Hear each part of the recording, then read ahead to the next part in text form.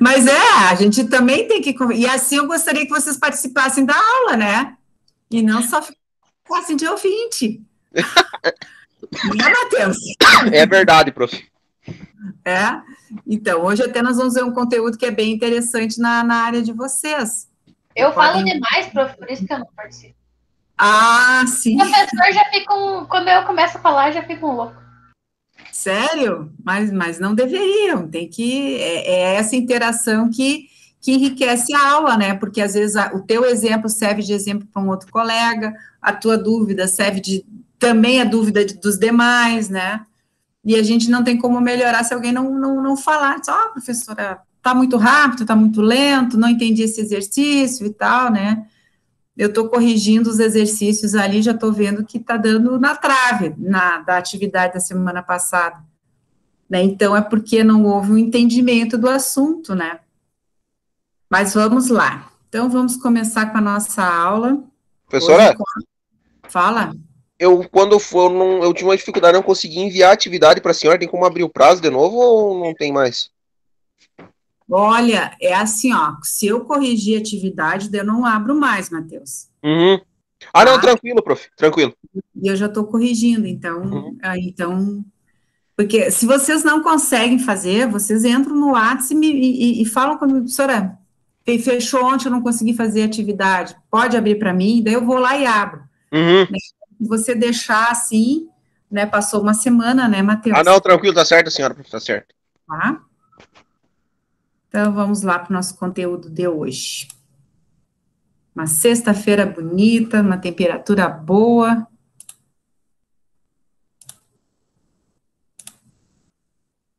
Estão enxergando? Sim, prof. Tá aparecendo. Beleza.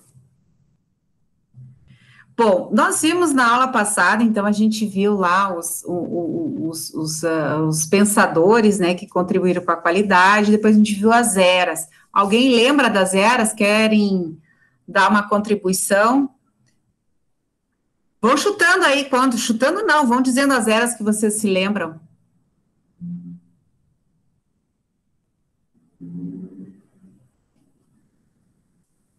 Silêncio. Tem a era da inspeção, né? Da inspeção da qualidade. Depois veio a era de qual? Porque o que é a era da inspeção da qualidade? Onde a gente pegava todos os produtos e checava um a um, né? Fazendo a classificação um a um. Isso é inspecionar na era da inspeção. Inspeção 100%, que a gente chama, né? Depois, com Deming introduziu a estatística nas indústrias, né? E aí, nesse processo, e entrando a estatística nesse processo, ele prova que tu não precisa checar 100%. Se você checar por amostragem, essa amostragem representa todo o lote. Então, se você pega uma amostragem, vamos lá, 10 peças do monte de 100, se nessas 10 peças tiver 2 peças com defeito, é sinal de que todo o teu lote de 100, 20% está com problema. Isso a estatística nos mostra. Bom, se a minha variação permite ter 20% de problema, beleza, lote aprovado. Agora, se a minha definição é de que é só 10% e eu encontrei 20%, aí eu volto para fazer checagem 100%. Então, a checagem por estatística é checagem por amostragem, tá? Então, nós temos a era da inspeção, a era da estatística da qualidade, depois a gente entrou na era qual, né? Vocês lembram?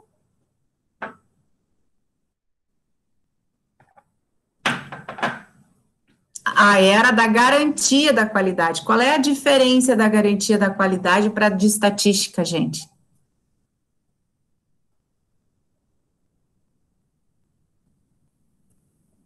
Eu vou até minimizar isso aqui, porque o silêncio está muito grande.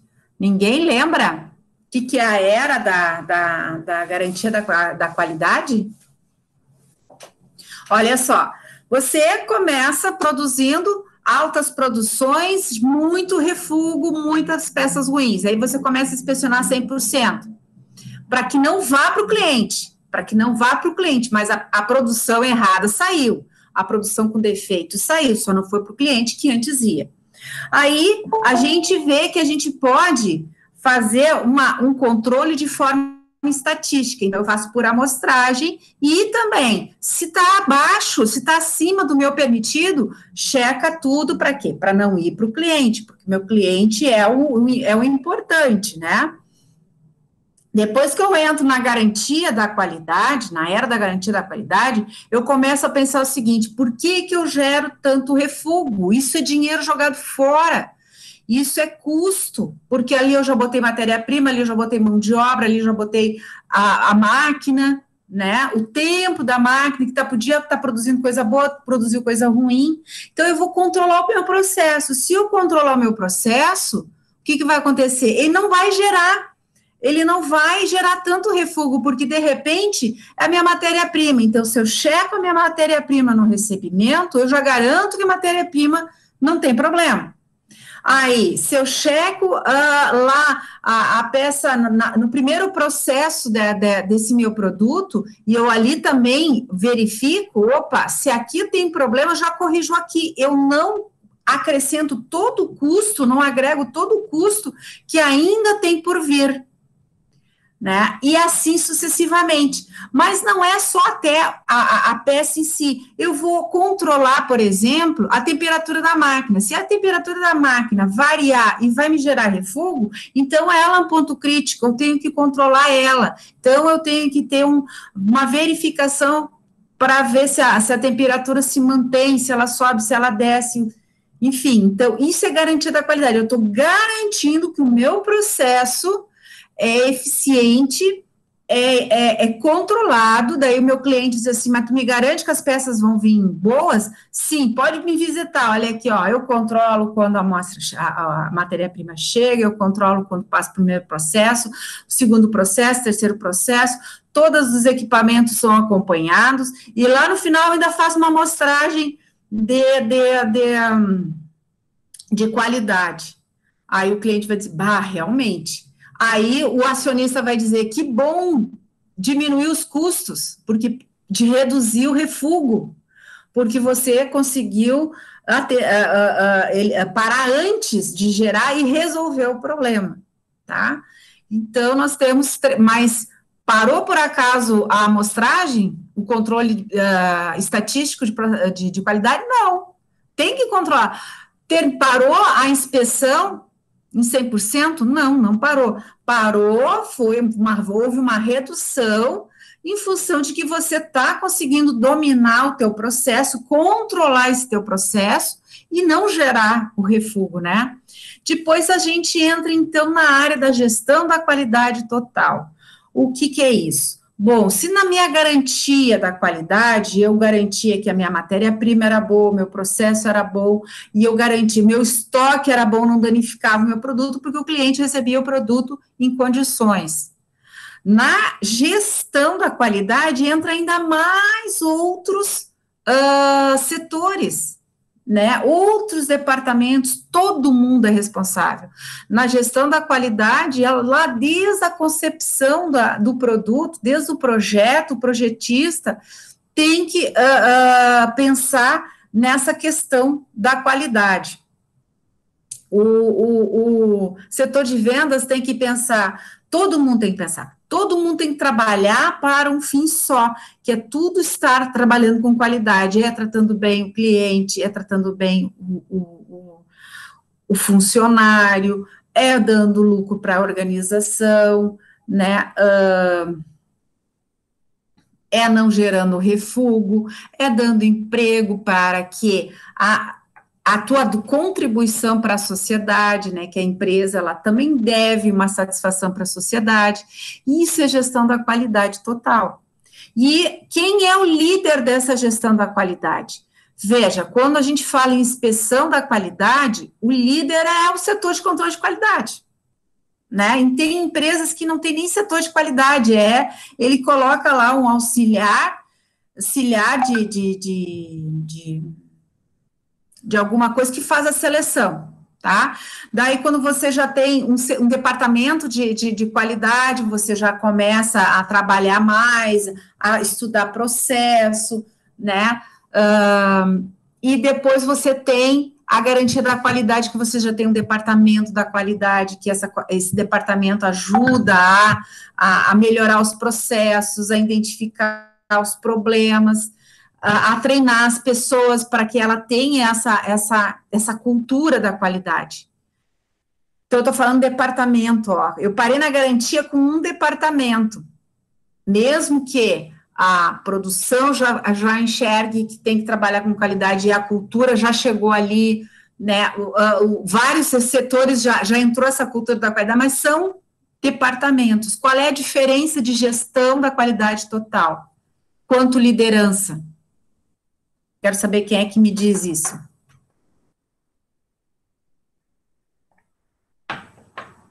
Como? Repetem? Se eu pode repetir. Na gestão da qualidade total, quem é o líder maior?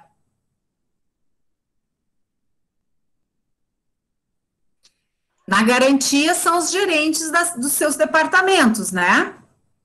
Então, tu tem o gerente da qualidade, tu tem gerente de produção, ou um gerente industrial.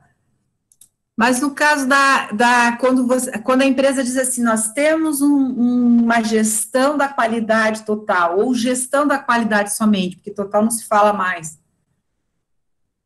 Quem é o primeiro que tem que dar o exemplo? Que é responsável por fazer a inspeção, prof? Não. O gestor? Qual gestor? Qual é a função desse gestor? Porque eu posso ter gestor como no nível tático, no nível operacional, no nível estratégico. Ele pega em geral, daí, né? Não sei. É o diretor, é o presidente, diretor executivo, superintendente, o máximo da pirâmide, aquele lá da pontinha.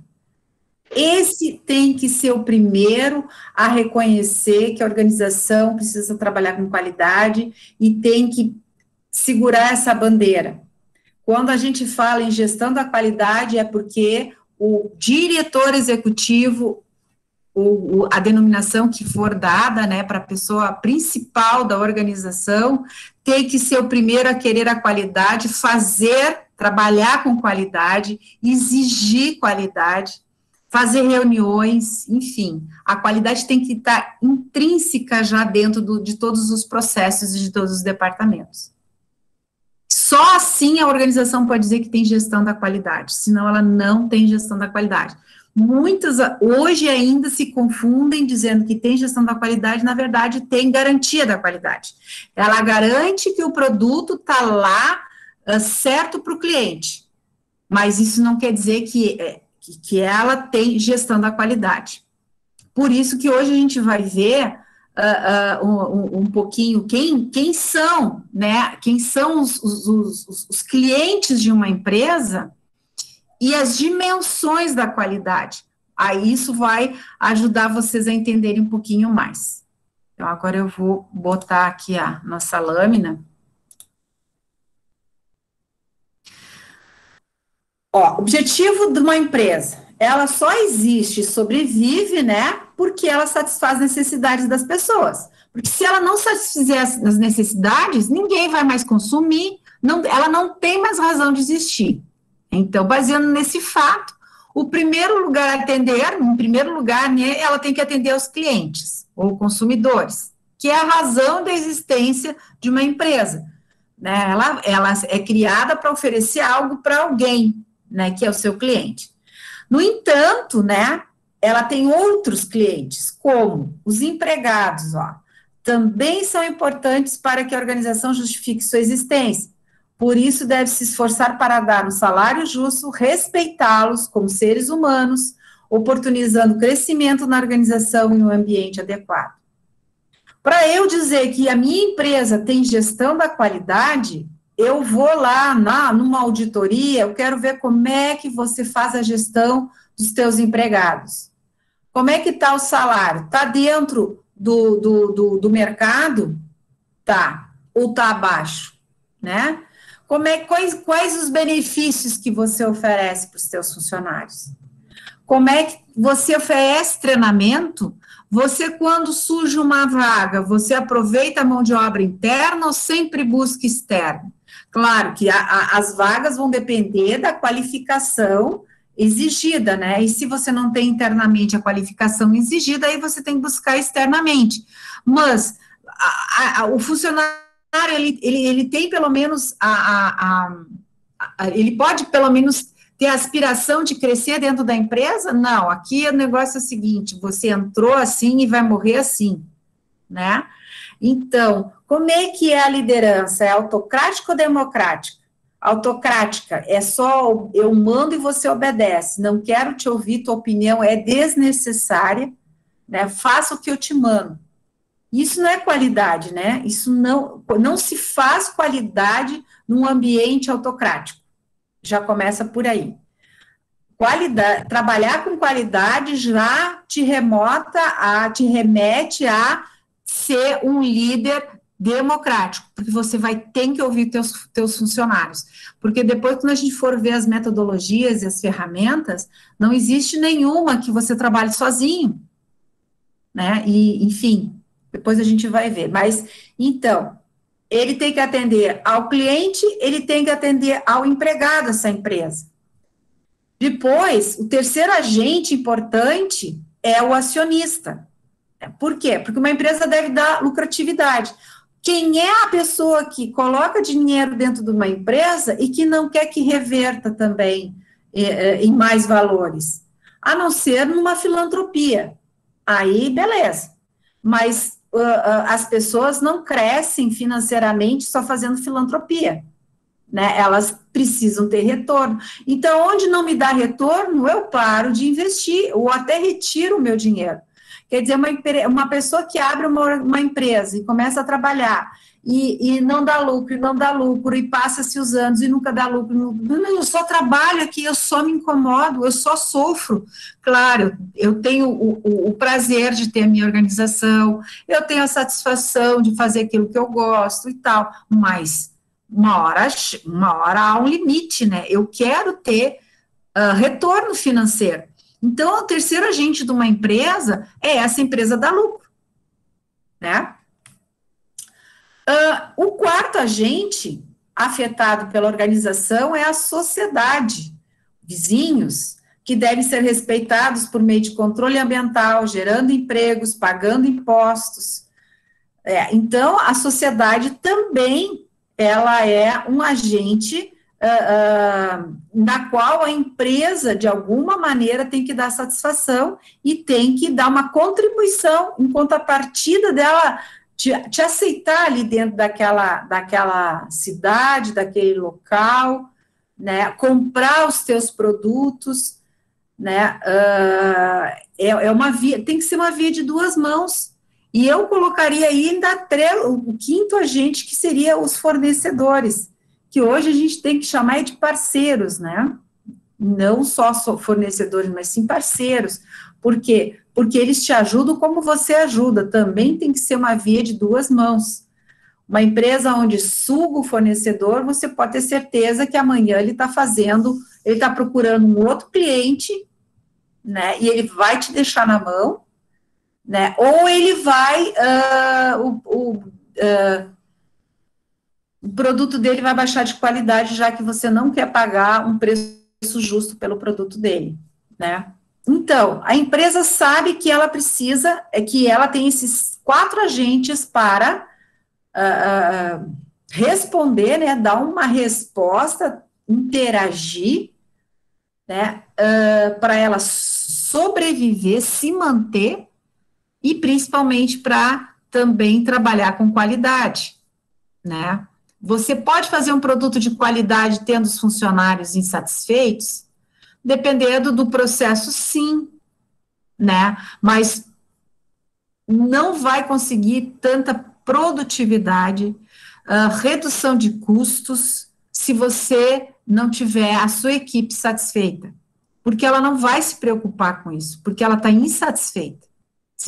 Agora, vocês pensem lá no trabalho de vocês, né, se você tem um chefe agressivo, desmerece todo mundo, você vai dar uma sugestão? Não, ele pode rir da minha cara, pode roubar a minha ideia, né? Ele é estúpido, por que eu vou ajudar ele para ele depois se aparecer para o diretor? Não, deixa ele. Ele não está me incomodando, não está exigindo que eu tenha que produzir mais, porque ele não sabe como produzir mais, mas eu saberia. Eu sei, eu poderia fazer uma outra peça aqui na máquina e melhorar ela. Então, quem sabe como pode melhorar são os funcionários, mas eles só vão sugerir, só vão realizar isso se eles tiverem incentivo, se eles se sentirem seguros, se eles se sentirem num ambiente adequado, clima adequado, né? E aí, então, tá aqui, ó, satisfação das necessidades das pessoas, os consumidores. Quais são os meios que eu satisfaço os consumidores? Pela qualidade, ou do produto, ou do serviço, ou do atendimento, né? Como é que eu satisfaço os empregados? Com o crescimento do ser humano. Veja, não é assim, é salário. Salário é um dos itens, Acionistas, pela produtividade. Por que pela produtividade? A gente viu lá na primeira aula que produtividade não é igual a produção. Produtividade, ela está relacionado a você produzir mais, né, não é com menos, porque o menos, a matéria-prima não é menos, para eu fazer esse copo, eu vou precisar de X gramas de vidro, para fazer 2 copos, eu preciso 2 vezes as mesmas gramas de vidro. Agora, eu vou reduzir em tempo de fabricação, fazer mais rápido, e gerar menos refúgio, enfim, outras maneiras de eu reduzir custos, né? Ô, prof, fala. Mas nem sempre produzir mais quer dizer maior lucro também, né? Não, por isso que eu disse, produtividade não é produção. Eu posso produzir mais, mas é não ser produtivo. Por quê? Porque eu posso estar produzindo mais com um custo até maior, eu posso estar fazendo hora extra, eu posso estar... Então nem sempre produção vai ser algo, digamos, bom, ou do ponto de vista mais lucrativo, quando aumentado. Não, exatamente. Produzir mais não quer dizer que você vai ganhar mais. Produzir mais pode ser que tu diga assim, mas eu atendo o cliente. Pode atender o cliente, mas não quer dizer que a empresa ganhou por isso. Ela pode até empatar 0-0, sabe? Ela atendeu o cliente, mas a deficiência dela é tão grande que ela perdeu dinheiro, né? Então, produtividade... também a questão do conceito de eficiência e eficácia, né? Exatamente, a produtividade está aí nesse conceito da eficiência. Porque a eficácia é você produzir o que você tem que produzir e entregar, tá? Agora, a que custo? Eu posso ter perdido dinheiro com isso. Porém, se eu conseguir produzir e entregar, mas produzindo da melhor maneira, reduzindo o refúgio,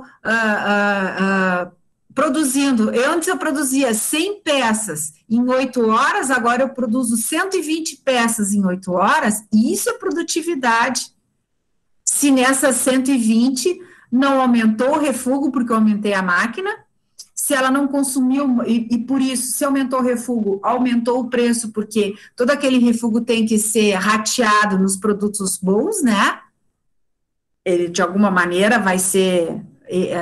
o custo vai estar ali embutido, né? Então, você só tem produtividade se você tem eficiência e eficácia se atingir os objetivos. Entendeu, Robson? Então, o ideal é você ser eficiente e eficaz. Então, por exemplo, nem sempre o aumento da produção vai ser um aumento do lucro, né? Eu tenho que avaliar a que custo essa produção foi aumentada, né? Exatamente. A que custo essa produção foi aumentada. Por isso que muitas empresas, tinha uma época que eles, e aí o Matheus aqui, que trabalha na Stara, né, faziam muita hora extra, muita hora extra, muita hora extra, muita hora extra. Então, a empresa tem que calcular se vale mais a pena botar um funcionário a mais, ou se vale a pena botar, continuar pagando hora extra. Foi o que fizeram com nós, prof. Dentro da usinagem. Desculpa interromper a senhora. Foi o que fizeram com nós aqui em Carazinho, no setor de usinagem, prof. O que eles fizeram? Nós, no caso, nós trabalhávamos de segunda a sexta, né? E daí sábado, e às vezes até domingo, a gente podia fazer hora extra, né? Só que daí a produção foi aumentando, chegou num ponto que se tornava mais viável eles criar esse turno, fazer se tornava mais econômico, ficaria mais barato para a empresa contratar mais gente do que pagar hora extra para nós, no caso. E foi o que fizeram. Exatamente. Além, claro, da produção estar em alta, né? Eles estão necessitando das peças sendo entregues mais rápido, para poderem montar as máquinas. Exato. Que nem, como o Matheus falou, hora extra, né? Claro que para o funcionário é bom, no sentido de que recebe mais, mas para a empresa não é, porque um funcionário cansado produz menos. Né? Ele fica mais tempo na empresa, mas ele produz mesmo, cai a produtividade dele, e isso é certo, já tem muitos estudos sobre isso, né? E aí você insiste, não, gente, no trabalho é assim, ó, imagine um gráfico, quando você começa a trabalhar, você está embaixo, aí você leva um tempinho para subir, porque você está ali pegando o ritmo, aí você pegou o ritmo legal, você vai até o pico, e aí você vai cair. Daí vem o almoço, por isso que tem, né, tem que parar depois de 6 horas, tem que parar e fazer 1 hora de descanso, porque o corpo precisa, a mente precisa, né, e aí você de novo, mas só que você muitas vezes não consegue produzir a mesma coisa que aquele pico, a tua tendência é de cair mesmo, pode se manter um pouquinho, depois começa a cair, e aí você tá caindo lá para as 18 horas, e diz, não, tu tem que ir até as 24, tu vai como? Tu vai subir de novo?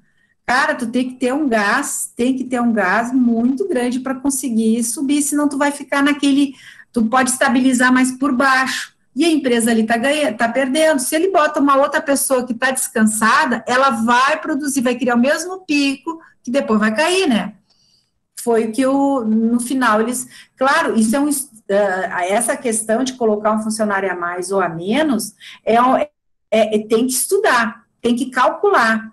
Eu até uma vez orientei um trabalho que a menina queria provar que eles tinham que botar mais gente no açougue, porque eles pagavam hora extra e tal, papapá, e aí a gente foi calcular, e não compensava de maneira nenhuma contratar mais pessoas, valia a pena ainda o açougue pagar a hora extra, mas não era todos os dias, né? Daí a gente começou a analisar, para tu ver o que é uma decisão em cima de emoção e uma decisão em cima de dados e fatos, né? Não, professora, lá eles arrancam o couro, não, para lá, tem que, né? Então tá, então eu quero as planilhas de hora extra dos últimos tanto tempo, não sei quantos meses, e foi pegar as planilhas. Agora tu analisa quantas vezes foram feitas horas extras, em que dias que foram feitas horas extras. E aí, professora, mas não é todos os dias. Mas é só nos picos da sexta e do sábado. Mas não sei o quê. Então, não, assim, agora tu imagina um salário que, se tu tá pagando 2, para a organização custa 4 no mínimo, né?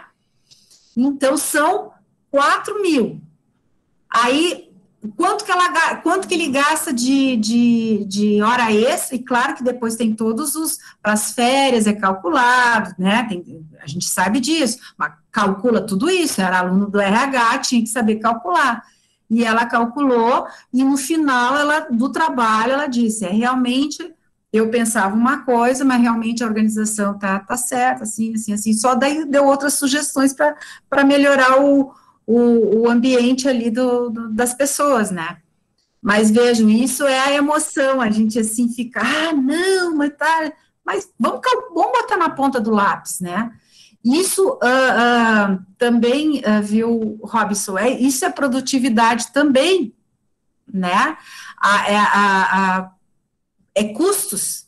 Então, você, na planilha de custos, isso entra as horas extras, né? E se eu botar mais alguém aqui, a não ser que meu objetivo é que esse açougue cresça, aí sim, né? Aí você vai com marketing, com outras estratégias, aí vale a pena botar mais gente, que aí vai dar, ou fazer processos para ser mais produtivo, né? Esse episódio do açougue aí foi feito o gerenciamento baseado em fatos, né? Sim, sim. Vamos voltar lá. Então, as dimensões da qualidade, tá? Nós temos as 5 dimensões porque eu estou falando de controles, né? Acabei de falar um exemplo, né, que a gente tem que gerenciar não pela emoção, mas sim pela razão.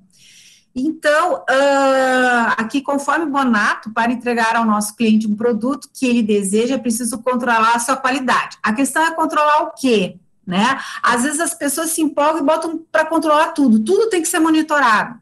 E aí o custo do controle de qualidade passa a ser muito grande, e isso também foi erro de muitas organizações ao longo da nossa história de qualidade aqui do Brasil, né, de 1990, quando se deu ênfase adiante, e eu observei isso, eu vivi isso, assim, que tinha empresas que tinham controle de tudo, né, só faltava de respirar. O custo é muito alto, porque tem que ter alguém ali para planilhar, outro para registrar, enfim.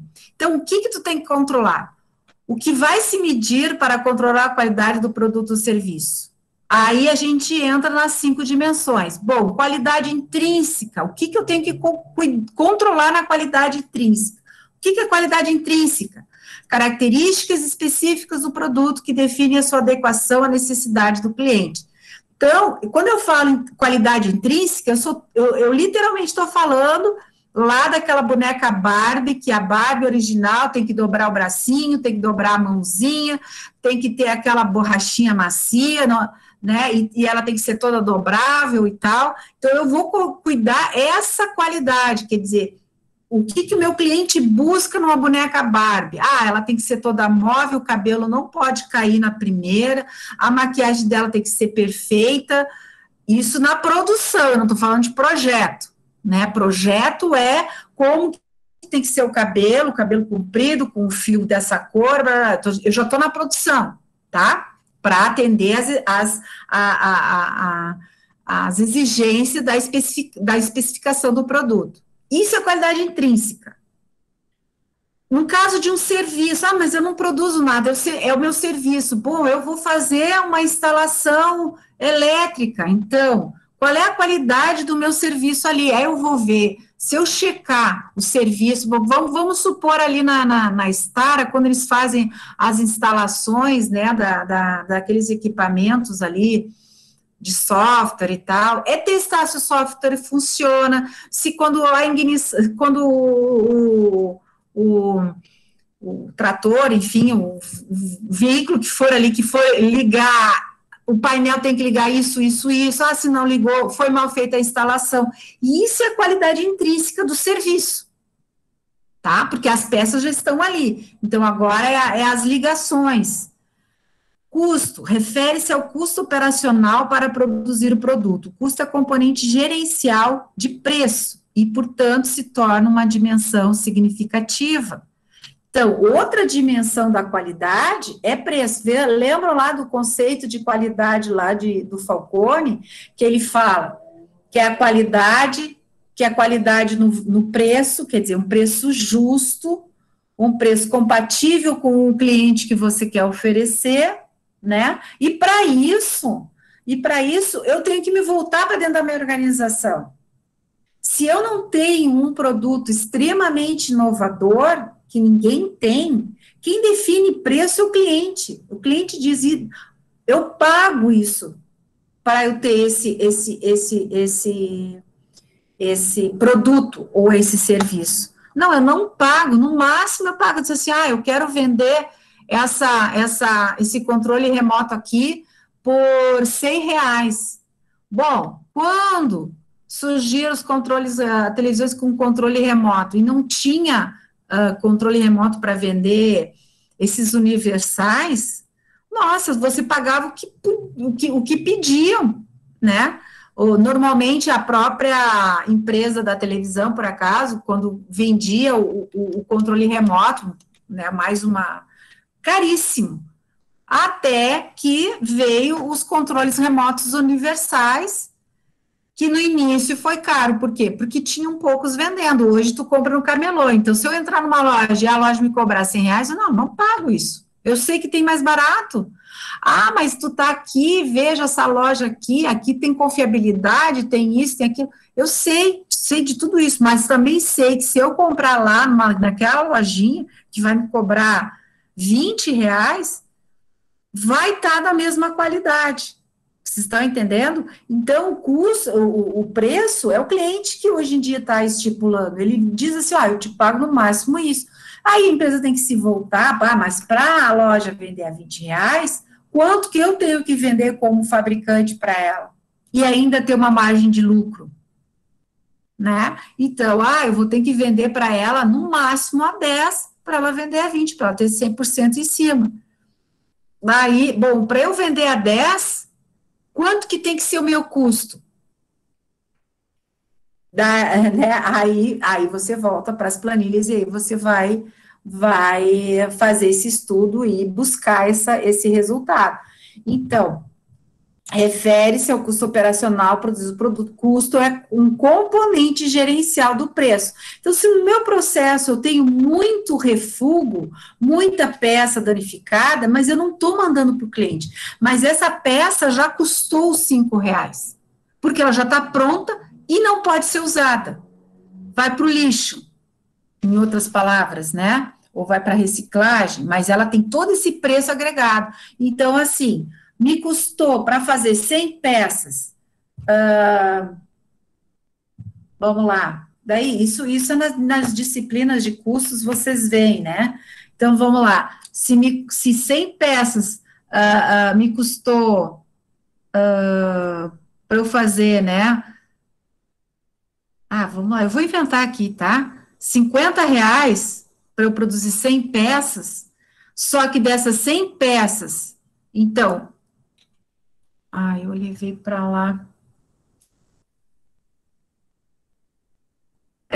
Agora vocês imaginam que a gente está no quadro, tá? Saiu R$2. Não, saiu ao contrário, tá? Eu fabriquei 50 peças e me saiu R$100. Então, quer dizer que cada peça me saiu R$2, certo? Sim ou não? Quero saber se vocês estão ouvindo. É. 50 peças saiu a R$100. Então, saiu R$2 cada peça. Só que dessas 50 peças que eu fabriquei, só deu para aproveitar 45. Então, o que eu vou fazer? Eu vou pegar esses 45, né? Mas eu continuei gastando R$100 por 45 peças. Então, cada peça vai sair mais caro. Vocês concordam? Sim. Né? E isso é custo. Então, o refúgio, mesmo que não vá para o cliente, de alguma maneira, na minha planilha de custos, essa peça que era para me sair por R$2, eu vou chutar aqui, saiu por R$2,30. 30 centavos a mais. Mas isso não é nada. Sim, eu estou falando de 100 peças numa empresa que deveria de fabricar 5.000 peças, tendo esse tipo de refúgio aqui, né? Tendo 10% de refúgio. Agora, transforme isso para 5.000 peças a R$2, né? E que deveria, e no final vai sair por R$2,30. Então, esse custo é da empresa. Ela não consegue repassar, porque o cliente só vai pagar R$10 e o resto de despesa é minha, né? Então, custos, ele é muito, muito, muito importante, porque quebra uma empresa. A área de finanças, ela é importante por quê? Porque tudo vai parar em pagar as despesas, e aí eu entro em despesas com funcionários, eu entro em despesas com fornecedor, eu entro com despesas gerais, né? Eu entro com ter que dar retorno para o acionista, e sobra o quê?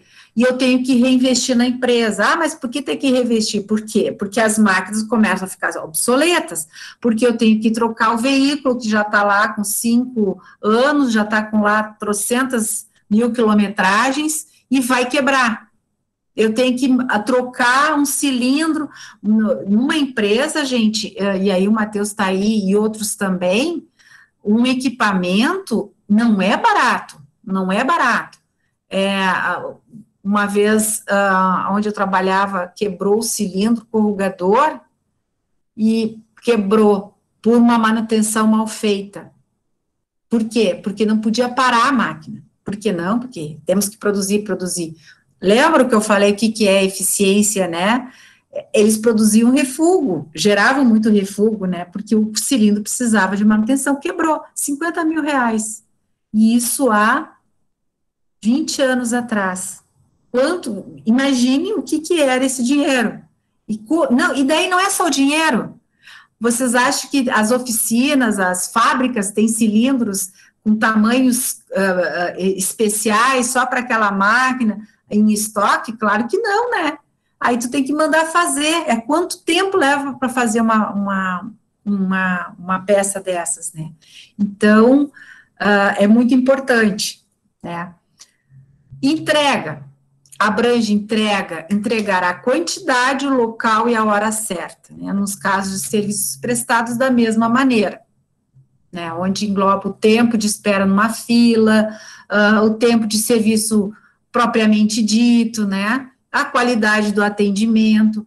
Então, né, na dimensão entrega, quando a gente fala dimensão entrega na qualidade, você sempre pensa assim, não é só estar lá no cliente, mas como vai estar lá no cliente? Com a quantidade certa, no prazo certo, né? Muitas vezes não adianta você entregar depois. Ou não adianta, lembram, se vocês já fizeram gestão de operações, a Kanban é ajuste, né? Você não tem estoque. Você só tem a quantidade de peças de matéria-prima ou peças em transformação, o suficiente por um dia ou por 2 dias. Por quê? Porque o fornecedor vai te alimentar diariamente. É muito econômico para quem trabalha assim, claro que você não tem estoque, você não precisa trabalhar com estoque, controle de estoque, é dinheiro parado, é um monte de coisa. Só que a máquina tem que andar azeitadinha. Que máquina? Fornecedor e cliente, né? Porque se o fornecedor deixar de... Tu pode ter o motor, tu pode ter um monte de coisa, mas faltou a arruela que vai ligar tudo isso. E sem essa arruela, não adianta. Parou todo o processo.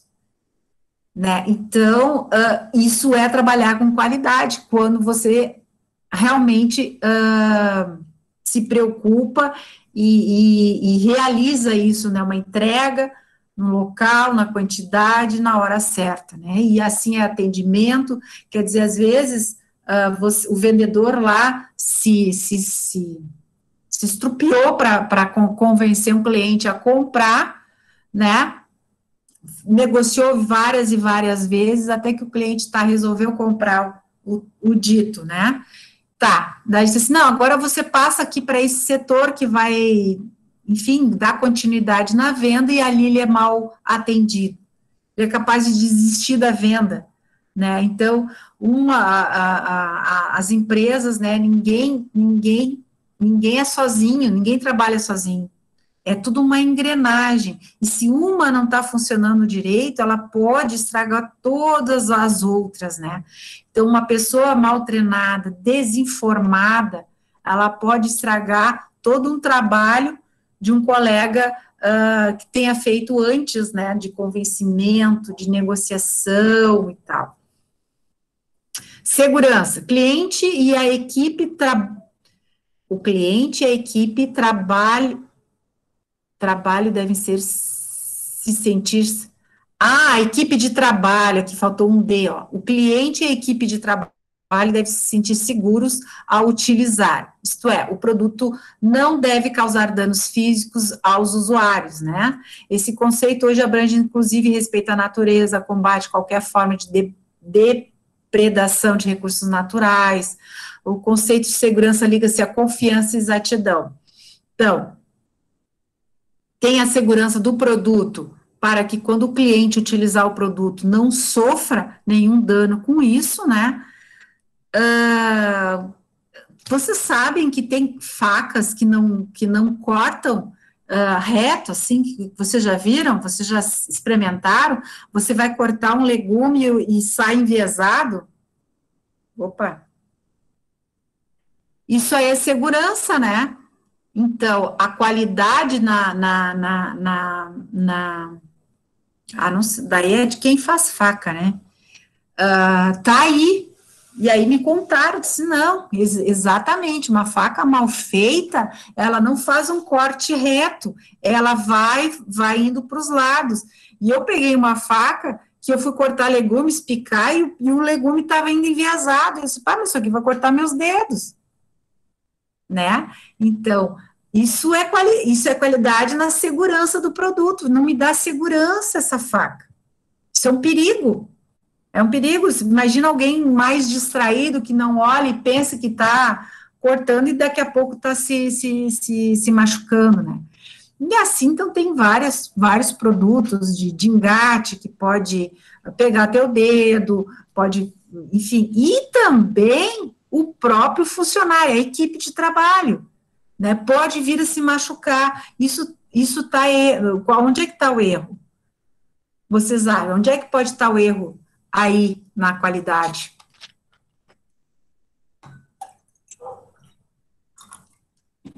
Qual que é a pergunta, prof? Ó, o produto, ele tem que apresentar segurança, não pode nem machucar, danificar o cliente, também a equipe de trabalho que está ali lidando com aquele produto, tá? Que pode ser a empresa que está fabricando e eles mesmos se machucarem, pode ser que ele forneça o teu trabalho, é um produto intermediário, né, que ele ainda vai ser transformado ou vai fazer parte de um produto maior, né, por exemplo, tem as empresas que fazem para-brisa e que fornecem para as montadoras o para-brisa.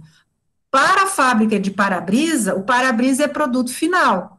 Para a montadora, ela é um produto intermediário, porque não é o produto final dele é o carro, né? Então, a qualidade é quando o teu produto, ele garante segurança. Agora eu pergunto, muitas vezes, esse produto que pode ter problema de segurança, ele já começa aonde? Profe, pode ser, não sei, né, eu tenho exemplo aqui, pode ser muitas vezes da fabricação do material, porque nem aqui em casa nós temos uma serrinha, aquela de cortar cano PVC ou ferro, né, e daí nós já tinha como é que é a estrutura, né, e daí tu coloca e aperta, coloca a serra no meio, só que aí tu começa a cortar, começa num lugar, termina num C, ela vai tudo torto, e muitas vezes pode especificar. Nesse caso, tu coloca, não, mas daqui é ruim. Muitas vezes pode ser a estrutura, né, que a empresa fabricou não pensando em dar um ajuste certo para que a serra ela não tenha nenhum movimento para nenhum lado, quanto pode ser a própria fabricação do material da serrinha, que é muito flexível e dependendo do material que tu pegar, se não está bem apertado, ajustado, a tensão dela vai interferir na hora do corte. Pode ser isso? Mas aí o furo vai estar no setor de testes, prof. Porque se isso não foi relatado, é claro que isso vai ser passado para frente. E aí não vai ter melhoria, não vai ter segurança. Porque o que é o que o tópico de segurança abrange e preza? É a melhoria no processo. Se não foi declarado no setor de testes que tinha problema, isso vai ser passado para frente. E como isso vai ser passado para frente, está sendo passado para frente é porque está certo. Então não vai precisar haver melhoria se está certo. Entende? Muitas vezes o processo vai ficar estagnado daquela forma, e é aí que acontece os erros em massa, os erros em lote, e depois é fabricadora pedindo para carro retornar à concessionária e etc. Pode ser. O colega que falou é quem? O Thiago? Quem que falou? Eu Além falei do da Robson. serrinha. Isso. Tu é quem? Eu não estou te vendo. Eu não sei Thiago. quem é. Thiago. Então, Thiago, como o Robson falou, pode ser na área de testes. Então, pode ser a matéria-prima inadequada, mas mais do que isso, provavelmente isso já vem de projeto. Tá? É o projetista, porque ele define a espessura do metal, ele define quantos dentes, ele define tudo. E aí, o produto, o protótipo, ele é testado. Aí, é nesse sentido que tu tá falando, Robson, de teste, ou tu já tá falando de teste na linha de produção? Não, mas aí que tá, eu nem culpo tanto o projetista, eu culpo a área técnica, porque o projetista, ele faz o protótipo, ele bota no papel, faz as medidas, fórmulas, conceitos e aplica na prática isso. Só que no momento que isso é levado à prática, muitas vezes ele não está presente, ele não sabe do que está acontecendo. E aí aquele erro passa à frente no setor de teste. Eu acho que o maior culpado e o maior responsável desses erros saírem de fábricas é o setor dos testes. Eu não culpo nem tanto o projetista, porque muitas vezes esses erros não chegam na parte de projetos, entende? Então, é aí que tá, não se aplica a gestão da qualidade e o tópico de segurança vai ralo abaixo, vai para o lixo. Porque o que a segurança é? É a melhoria contínua de processo. Então, se não tá acontecendo as melhorias, é porque o negócio está funcionando.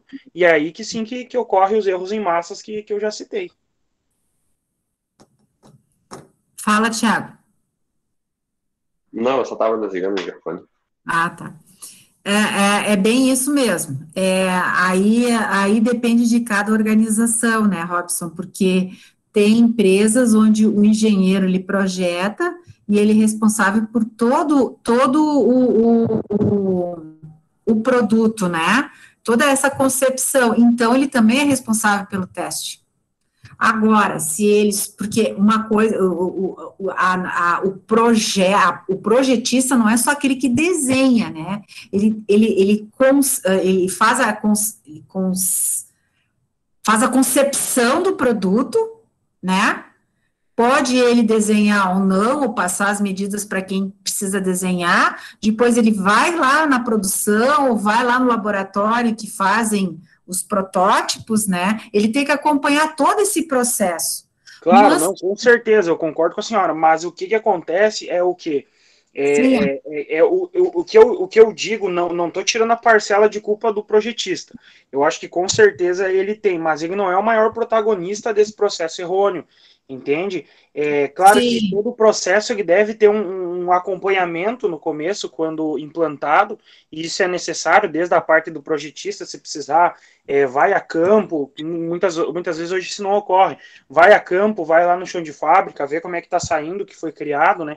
Não tira a parcela de culpa dele, mas eu acho que a maior parcela de culpa ainda não é dele, é do operário que faz a máquina funcionar, que está lá todo o tempo vendo essa peça sendo fabricada, vendo como é que ela vai rodar no mercado, vendo como é que ela está funcionando, entendeu? Então, claro, o projetista ele tem a responsabilidade de estar junto, de estar presente, de não se ausentar. Aí, Robson, daí assim, ó, daí nós temos um setor de qualidade, né? Porque a produção, ela tem que produzir aquilo que foi definido, com a espessura, com a medida, com tudo.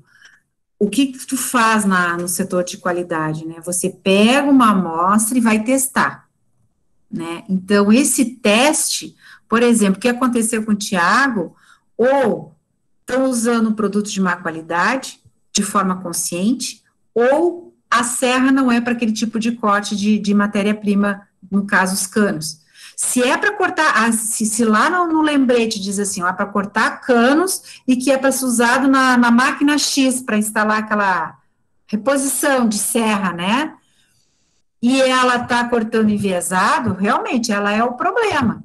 Agora, que Não, daí, Robson, a gente não pode culpar a produção. A produção, ela tem a obrigação de fazer de acordo com o que foi solicitado. Agora, se aquilo é ruim, aí está na concepção ou está na qualidade que vai testar o produto de tempos em tempos, né, ou de lote em lote, para ver se está funcionando de acordo com as especificações. Não sei se você está me entendendo. Você não pode... Tô entendendo, mas eu acho que assim, ó, quem produz, eu concordo com a senhora, acho que não deve sair do trilho, entende? Mas quem está produzindo, às vezes quem está fazendo, claro, tu tá no meio do processo, tu não consegue ver como é que aquilo vai ficar no final. Mas às vezes tem em determinada escada da engrenagem que você se encontra, você consegue visualizar o resultado final. E é aí que eu digo, que a gente descobre os destaques dos talentos. Esses dias o meu gestor me deu uma tarefa para me fazer, e como a gente já estudou em outras matérias, o gestor ou é o que menos conhece da parte operacional da empresa, né? É a mais área técnica. E ele me deu uma tarefa para fazer e eu falei, não, isso aqui vai dar ruim. E aí eu vou lá, vou fazer, ou eu vou lá e comunicar a ele? Sabendo que aquilo vai dar ruim. Então eu fui lá e falei, ó, é para fazer assim?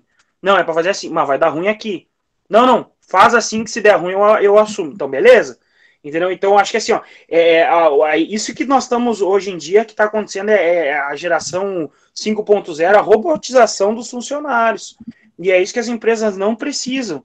Se tem um cara ali, se tem um coração batendo, um sangue pulsando, isso tem que ser relatado.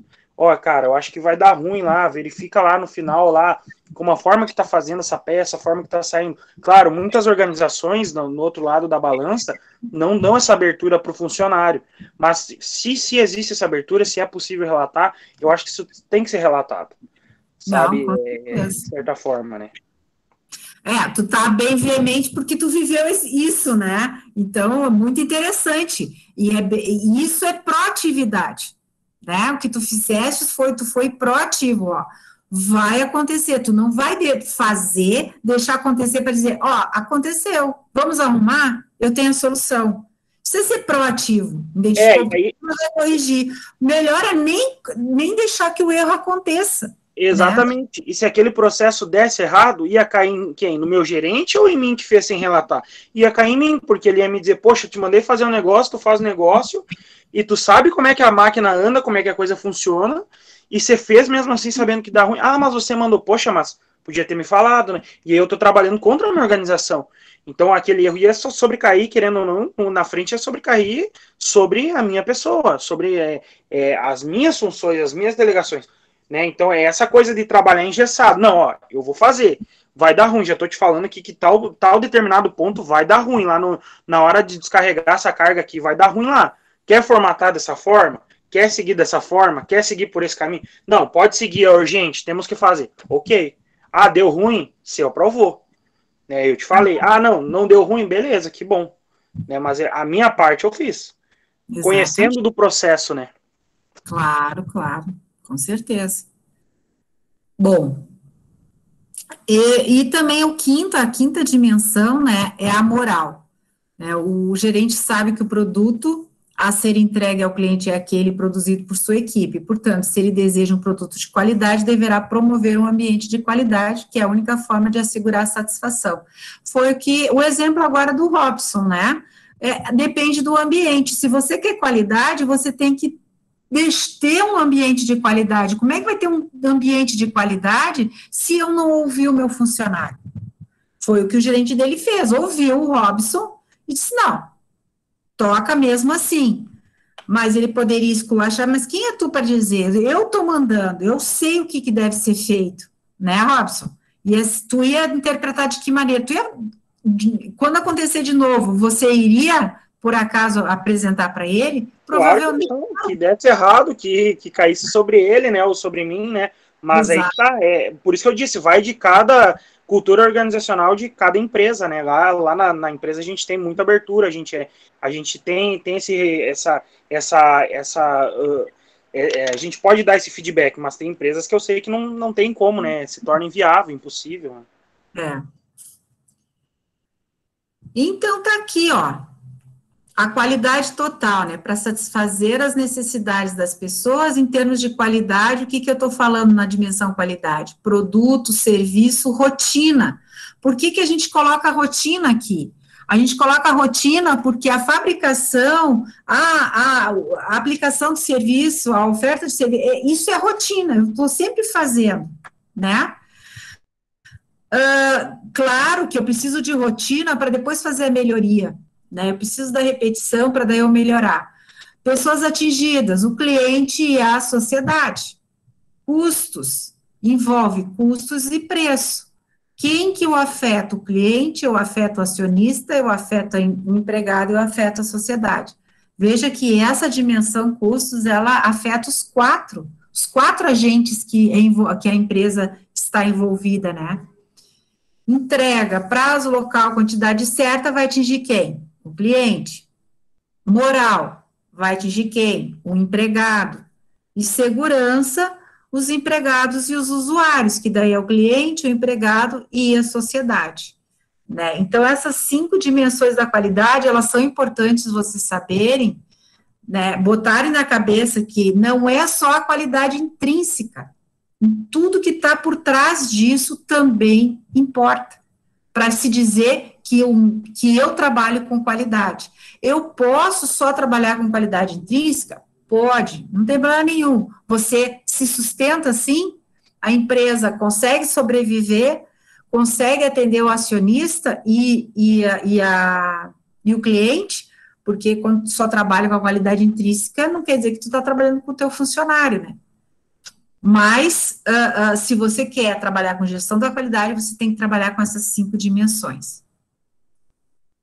Então, agora a gente entra realmente na gestão da qualidade como um todo, assim, né? Então, um pouquinho assim, na década de 70, né, as empresas americanas perdiam o mercado para as empresas japonesas, devido a quê? À qualidade e confiabilidade, tornando claro o exemplo da satisfação do cliente quanto à qualidade como um instrumento de vantagem competitiva. Lembra que a gente viu no primeiro dia de aula a competitividade? Né, que eu tenho a competitividade, para isso eu tenho que ter produtividade, para eu ter produtividade eu tenho que ter qualidade.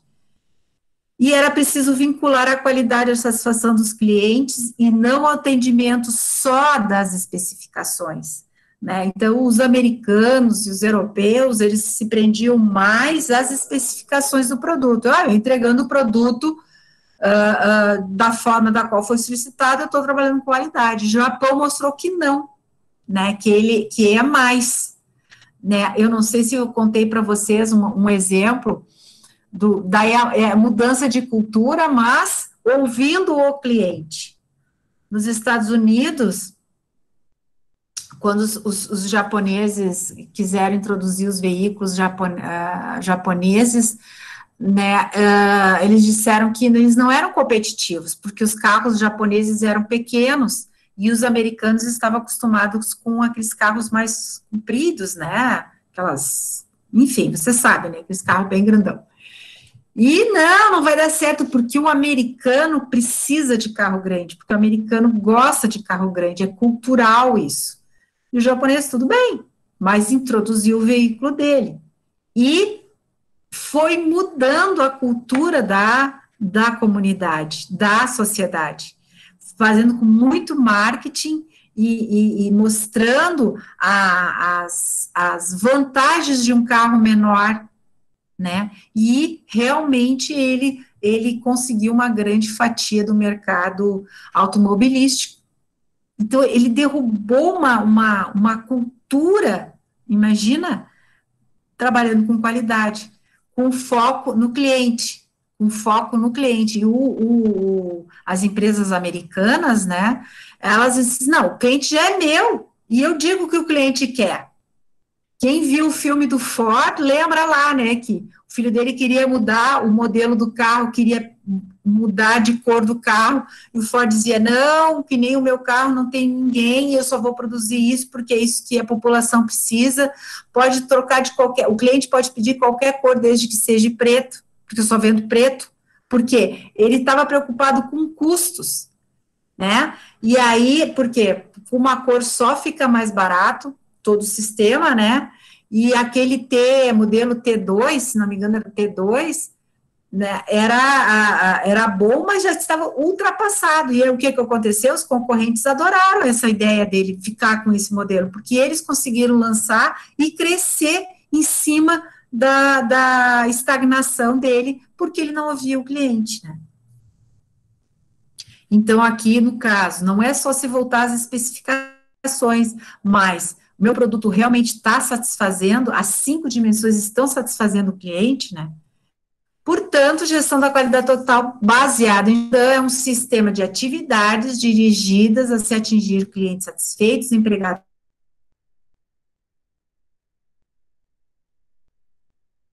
Vejam que, lembram que eu perguntei da era da gestão da qualidade total? Ela não tem como ser só no nível tático, ela tem que ser em nível estratégico, né? Porque tu está mexendo muito mais do que só o produto ligado ao cliente, você está mexendo com toda a tua organização, tu está mexendo com o teu empregado, com o teu funcionário, com os teus processos que tem que ter melhoria contínua sempre para baixar custos, para aumentar a produtividade e, com isso, né, aumentar o faturamento e o resultado. Então, a JUSE, né, definiu e divulgou os princípios e práticas que caracterizam o sistema japonês de qualidade, porque realmente o resto do mundo, ele se voltou a essa gestão da qualidade nos modelos japoneses, né? Depois ele foi se readequando, porém, né, esses princípios, eles são muito universais, ó. Qualidade em primeiro lugar, a satisfação total do cliente. Visão orientada para o mercado. O que é visão orientada para o mercado? Eu tenho que ouvir o que o mercado está querendo, não querer impor o que eu quero fabricar. Hoje não existe mais isso. Eu tenho que ouvir o mercado e me voltar para dentro da minha organização. O próximo da cadeia de valor é um cliente.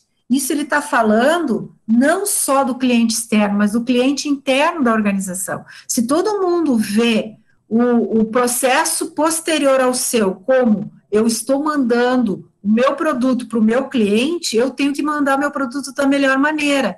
É o caso que nem do Matheus, que trabalha no setor de usinagem, né, Matheus? Verdade, prof. Então, quem é o teu cliente, o teu cliente?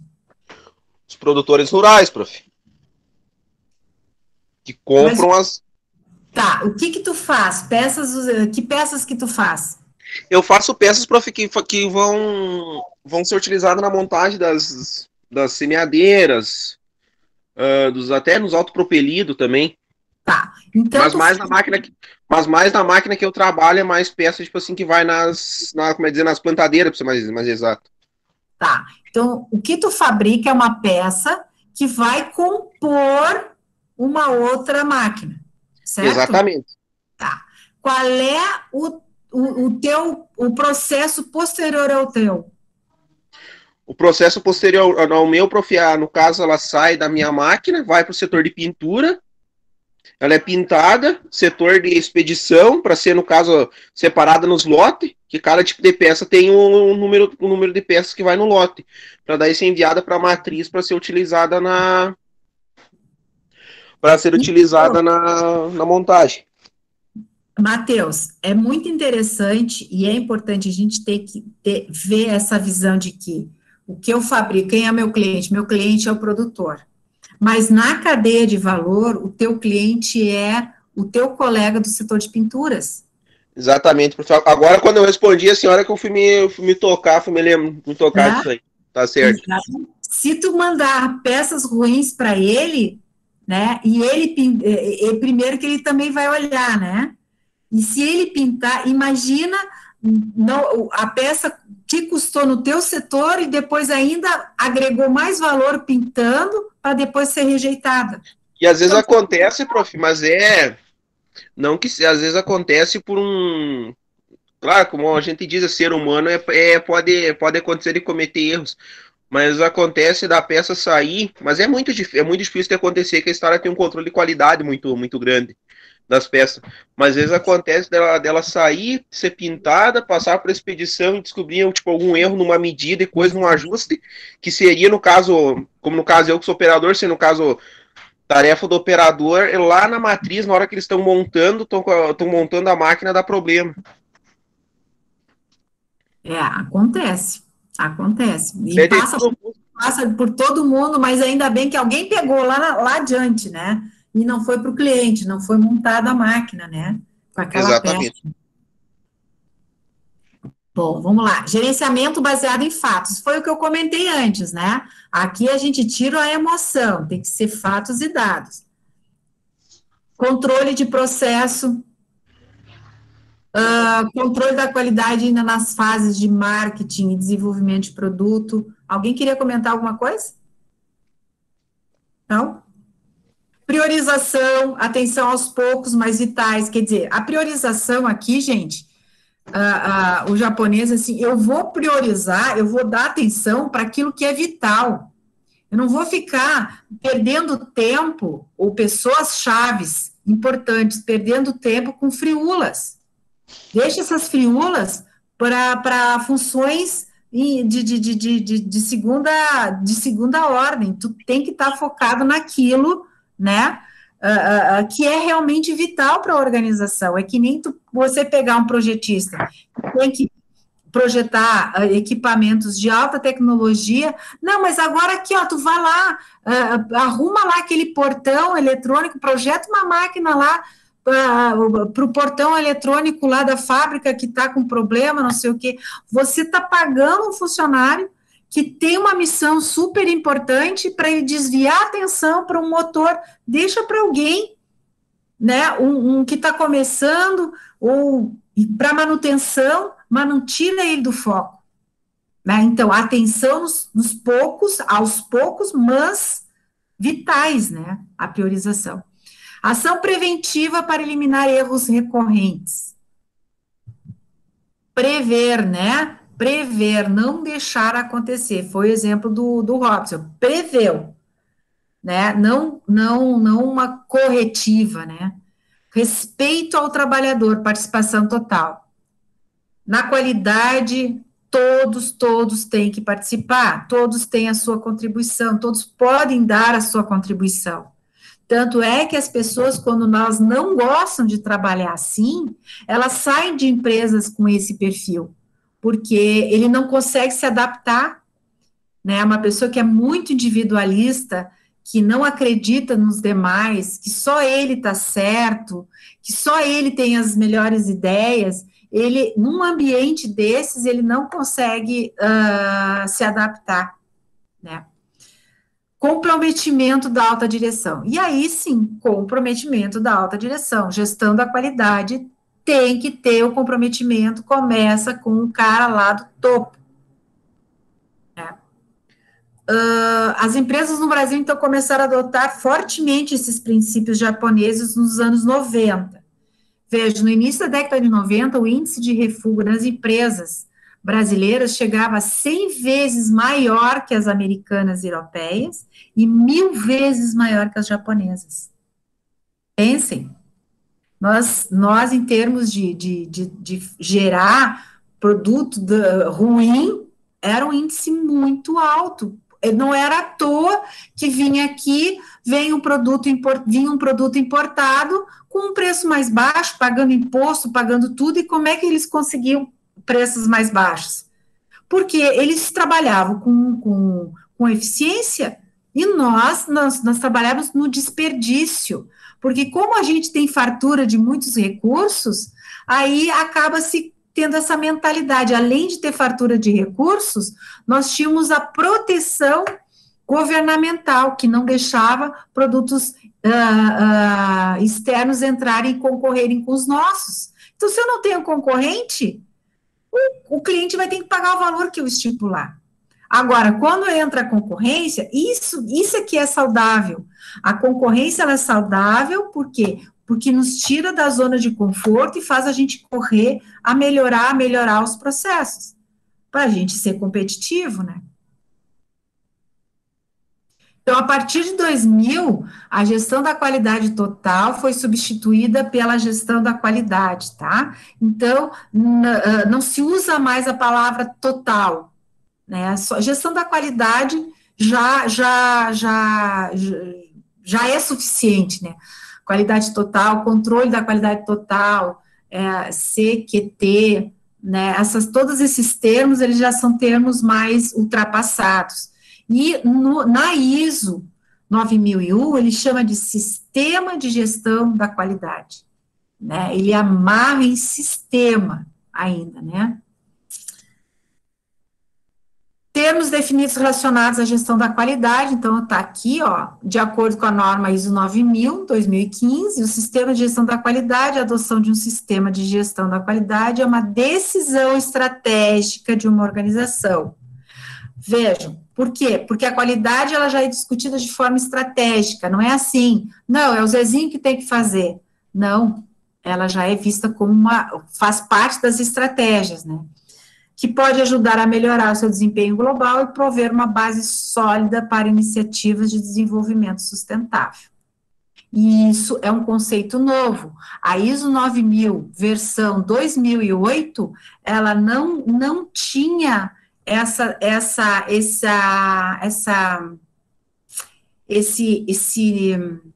foco em desenvolvimento sustentável. Veja que tudo vai evoluindo, e agora, no momento que colocaram isso aqui no conceito da ISO 9000, a empresa que quer implantar a ISO 9000, ou que já tem e vai fazer as renovações, ela tem que contemplar isso, e provar que ela tem iniciativas de desenvolvimento sustentável. É punk? Vamos lá. E ali, aqui no Carpinet, define como sendo a gestão pela qualidade total, viu, como eu disse, termos TQM, né, como a estratégia de fazer negócios que objetiva maximizar a competitividade, aumentar a competitividade de uma empresa por meio de um conjunto de princípios de gestão, de métodos e de ferramentas da gestão da qualidade. Então, vejam,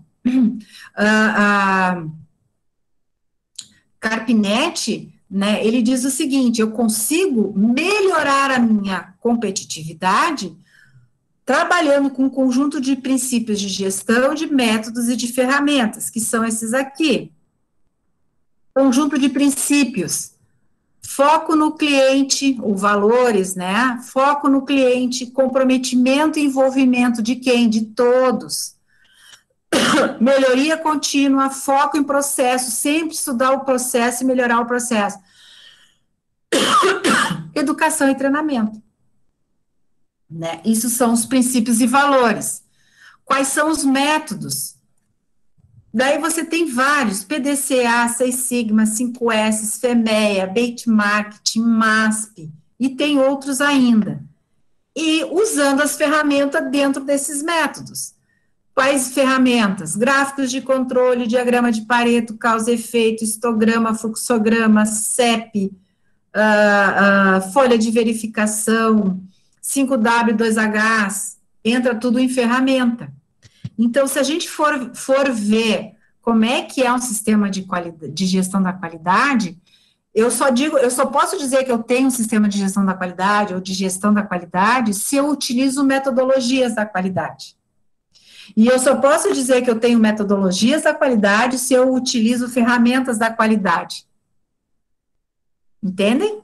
Então, para alguém que diz que na sua empresa tem gestão da qualidade, eu quero saber lá nas ferramentas da qualidade se ele trabalha com espinha de peixe, se ele trabalha com brainstorm, se ele trabalha com 5W2H, porque ele tem que trabalhar.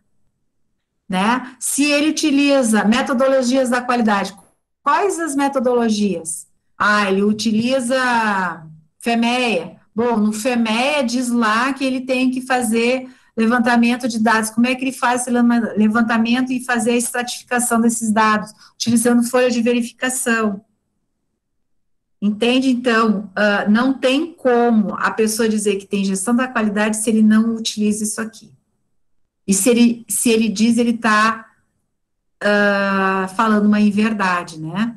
Agora, se uma empresa utilizar ferramentas, só ferramentas da qualidade, só esse miolinho aqui, tá? Quer dizer que ele tem um sistema de gestão da qualidade? Estou perguntando. Não vai ter o sistema, ele vai ter só um braço do sistema inteiro, né? Exatamente. Então, eu posso, por exemplo, definir minhas prioridades de resolver problemas através de Pareto, tá? Gráfico de Pareto. Mas não, eu não tenho sistema de gestão da qualidade. Mas Pareto eu gosto de usar, porque ela é uma ferramenta, né? Então, eu posso usar só a ferramenta. Aí, eu posso, por exemplo, utilizar os 5 S's na minha empresa para organizá-la toda, né? Eu vou usar ferramentas da qualidade, porque as metodologias, a ferramenta dentro das metodologias, mas eu ainda não tenho sistema de gestão da qualidade. Meu gerente, meu diretor não quer, mas ele concorda em eu aplicar os 5 S, sou eu que respondo pelos 5 S, então eu posso aplicar essa metodologia da qualidade, mas não quer dizer que eu tenho um sistema de qualidade. Então, por que eu gosto de mostrar isso? Porque às vezes, muitas vezes, as empresas têm até 5 S, e aí as pessoas pensam assim, não, ela trabalha com qualidade, ela tem 5 S. Não, ela utiliza metodologias de qualidade, mas não tem gestão da qualidade. A gestão da qualidade é se ela envolver as 5 dimensões, certo? E agora a gente vai entrar em rastreabilidade, por quê? Porque a rastreabilidade, ela é uma ferramenta importantíssima na qualidade. É importantíssimo. Então, vocês precisam entender o que é rastreabilidade, porque você não consegue fazer um trabalho, você não consegue usar as ferramentas, muitas vezes, se você não tem como rastrear os seus processos. Então, o que é rastreabilidade? É um conceito que surgiu devido à necessidade de saber em que local é que um produto se encontra na cadeia logística, sendo também muito usado no controle de qualidade. Então, eu quero rastrear, então, quem é aí da área de logística, sabe muito bem, né? Onde é que está o meu produto, né? Já saiu da empresa, já está a caminho, agora com o GPS já dá para se dizer que o produto está lá na cidade X, né? Ou está no estoque. Daí, o estoque, quando você pensa em estoque de produto acabado ou num CD, você pensa assim em algumas partilheirinhas. Agora vocês pensam numa cidade com um monte de produtos, né? E porque um CD é isso, pavilhões imensos com um monte de produto e cada um tem o seu cliente, ou vai ter o seu cliente.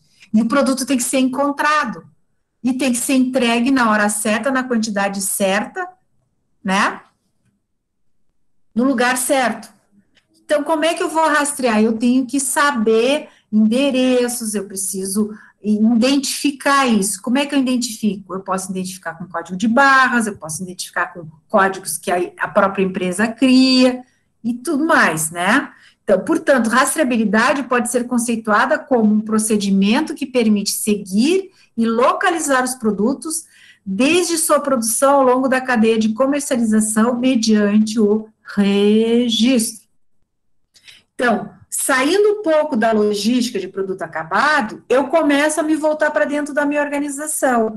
Então, vamos supor lá, o meu cliente devolveu um produto, né? E aí, controle de qualidade, olha aqui, ó, o cara mandou um caminhão lá do nosso biscoito, né? Das nossas bolachinhas que a gente mandou lá. E aí? Ele disse que está murcha, a bolacha está murcha, e tinha que estar crocante. Então, ele não quer o lote. Ele abriu alguns aí, e disse assim, não, vocês é que... O que o controle de qualidade vai fazer? Vai pegar a nota fiscal, vai ver, foram quantos? Aí ele vai olhar, ali tem o código do produto, identificando, mas aqui tem 2 lotes de fabricação. Que lotes são esses? Daí por um outro número, ele vai lá na produção, lá no CPD, quem faz a programação, né, PCP, e me dá as fichas de produção. Ah, mas quais fichas de produção tu quer? Ordens de produção. Ah, eu quero a ordem de produção aqui. Pelo código aqui, foi fabricado no dia 2 e 3 de janeiro. Aí ele entrega a ficha. Pela ficha ele vai ver. O lote 2, no dia 2, foi fabricado pelo turno A na máquina 2. Né? Bom, turno A na máquina 2, quem estava na hora de entregar a matéria-prima, quem estava produzindo, porque não é a pessoa em si, mas, ou até pode ser, porque você pode chegar até na falta de treinamento, sabendo quem é que gerou o defeito. Mas, para eu saber bom, saiu lá do almoxerifado lá, a farinha, a essência e não sei mais o que, né? Vou lá no almoxerifado. No dia 2, qual foi o lote de farinha que saiu? Qual foi o lote de essência que saiu? Estou dizendo 2 ingredientes da bolachinha, né? No turno B, qual era a máquina que produziu? Como é que estava a manutenção dessa máquina? Como é que estava a temperatura do forno que cozinha a bolachinha nesse dia? Veja, controle de processo. Lembra que eu falei que máquinas fundamentais a gente tem que ter o controle da temperatura, porque variando a temperatura eu posso afetar o meu produto? Tá aí, ó.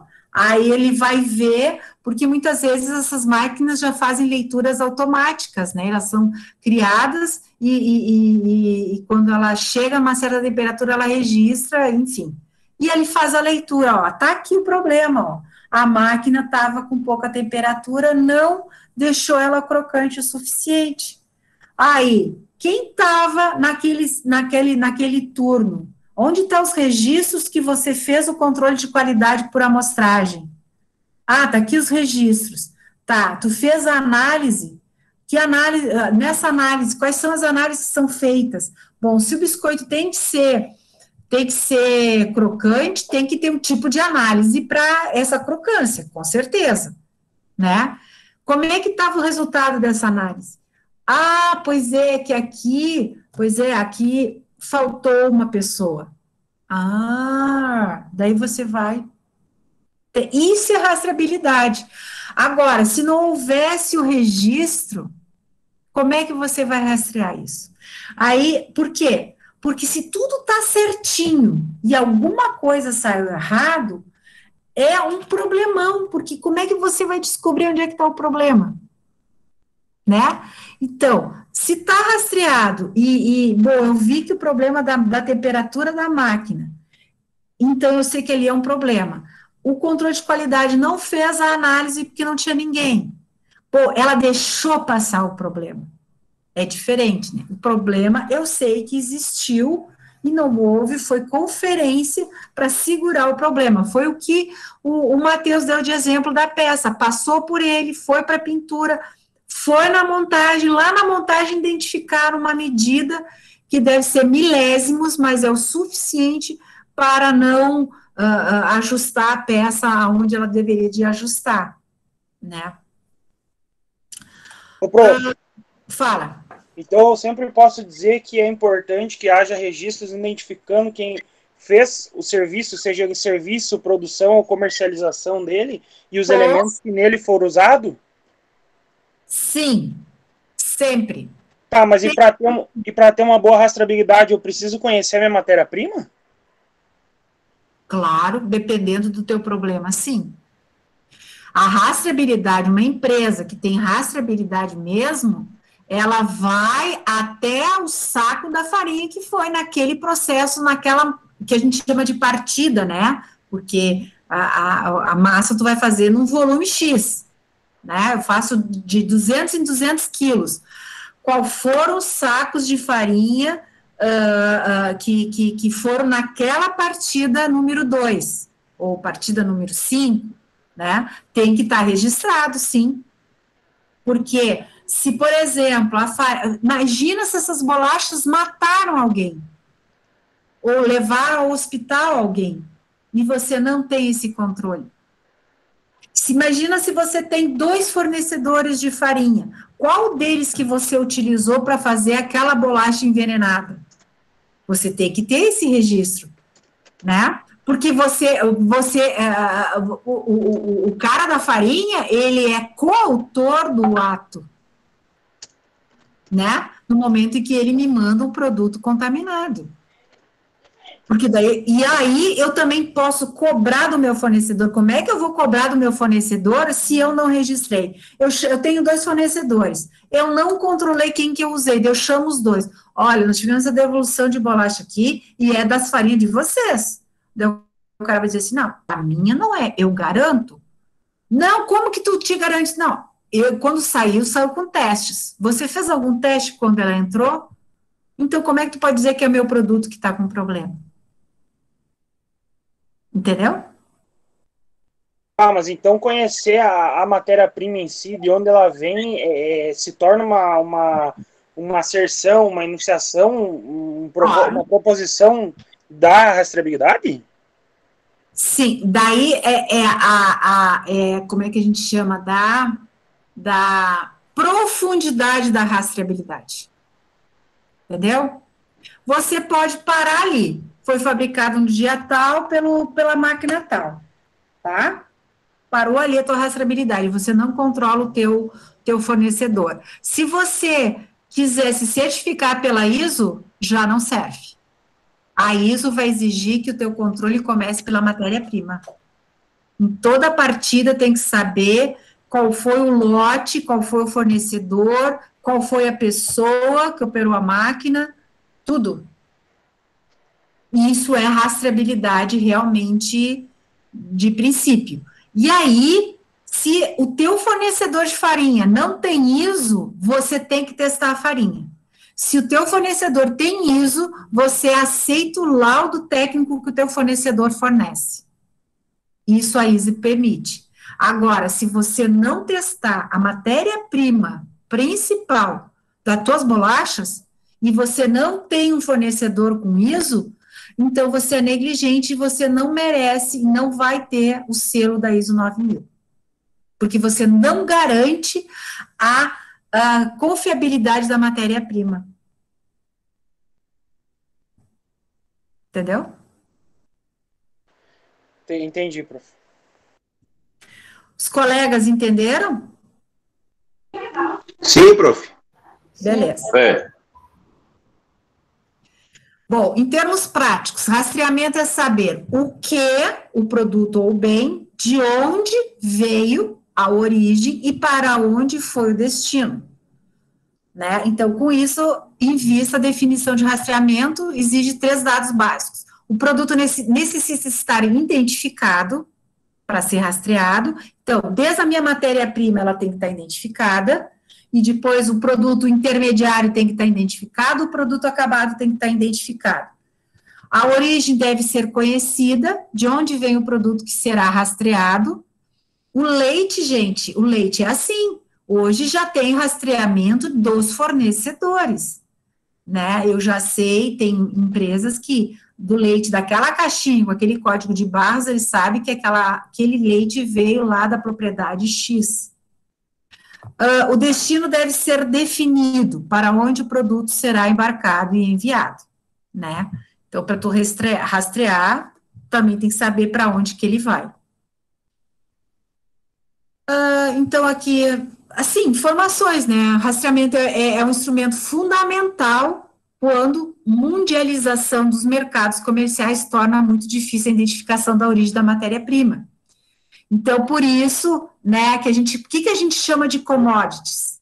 Commodities é aquela matéria-prima que, misturada de um fabricante A com fabricante B, se eu misturar, eu já não sei mais separar eles, né? Que é o soja, tu já não sabe qual é o agricultor que plantou, porque é tudo igual, o algodão, enfim, né? No entanto, se você não misturar, no momento em que você tiver armazenado em áreas, condicionar em separado, você tem como identificar. Então, vamos supor, eu vou fazer um óleo de soja e tenho vários fornecedores. E se eu vou fazer um óleo de soja do tipo A, óleo de soja do tipo B, vai também depender da minha semente. Então, bom, agora vai entrar o óleo a soja do fabricante, do produtor X. Agora vai ser um B, então tem que ser do produtor Y. Entende? Então, você tem como rastrear aquele frasco de óleo de soja. Agora, se é um óleo de soja comum, ele vai botar todo soja que ele comprou num silo só e vai alimentar as máquinas, daí tu não tem mais como rastrear. Não tem. Essa indicação permite ainda, no caso de surgir um problema de saúde pública, ó, que eu falei da farinha, identificar todo o lote contaminado e, se necessário, retirá-lo do mercado, que é o caso que aconteceu, lembram lá do Todinho aqui, quando era a época da Nestlé, né, que identificaram que estava contaminado, aí pelo código de barras retiraram do mercado, e aí eles foram rastrear e descobriram. Você sabe o que eles descobriram lá? Vocês lembram? Alguém ouviu falar? Eu ouvi falar, prof, mas não lembro o que aconteceu bem na época. É que na lavagem do sistema, né, porque quando tu termina de fabricar, tu tem que lavar, ou de período em período tu tem que parar e lavar, né, e nessa lavagem entrou sabão, misturou com o leite, né, e aí que deu, não era veneno, não era assim, mas era produto de limpeza, que contaminou o todinho, deu espuma, nos dava espuma e tal, né. Devido à sua importância, passou a ser um item na auditoria para identificar a eficiência dos processos. Assim, não é só o produto em si, mas todo o processo, documento que envolve, e todo documento que envolve o mesmo, né? Então, por isso que tem as ordens de serviços nas produções, e o cara tem que colocar lá, às vezes, a hora que ele começou, ele tem que colocar quantas peças e tal. Tudo isso, num rastreamento, há informações riquíssimas, né? Porque às vezes ali naquela anotação, a máquina deu uma parada de 10 minutos porque deu uma não sei o quê. Aí, se deu um problema lá na frente, mas nesses 10 minutos, daí entra os engenheiros, né, nesses 10 minutos poderia ter acontecido isso, aí que está o problema. E metais, muitas vezes, nessas ligas de metais que são, que desses metais são feitos, equipamentos, né, dos mais diversos. Então, e esses metais que precisam resistir a alta temperatura, então, na hora de fazer, eles têm que sofrer também outros processos, que se ele sofrer esses processos de maneira errada, ele não vai resistir a ter aquelas temperaturas ou aquela vibração e vai quebrar, né? E isso, a origem dele está lá na hora de fazer as ligas e os processos que precisam ser feitos, né? Mas existem máquinas para identificar tudo isso. Mas tem que ser feito o controle de qualidade.